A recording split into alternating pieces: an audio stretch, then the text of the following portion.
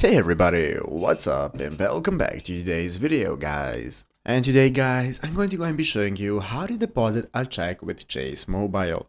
This is a very simple thing to do, so make sure to watch this quick and easy video to the very end and follow my steps correctly so you can make sure that this works the same for you and you can do this yourself. But yeah guys, let's get straight into it. And the first thing we want to do is to open up Chase Mobile. So if you're on your PC, you can go to chase.com. From here we can get started logging into our account or creating a new one if you do not already have one, because we are going to go ahead and be needing an account on our mobile app so we can use the banking system. So you can even go ahead and create an account on mobile, but if you prefer you can do it on PC. Go ahead and create an account right here on the main page and log in. So once you have set up your account, we can get started. Log into your mobile phone, download the application if you haven't, open it up, log in, and then you're going to go and be greeted by the home page. The home page of Chase Mobile is going to look like this. This is your home page from where we can get started, taking a look at all our balances. We can get started paying and transferring from our balances section right here, and we are going to do so right here at the bottom of the screen. As you can see here, we have all the sections we can access, such as home, pay and transfer, plan, and so on. We're going to go and be opening up pay and transfer, because as you can see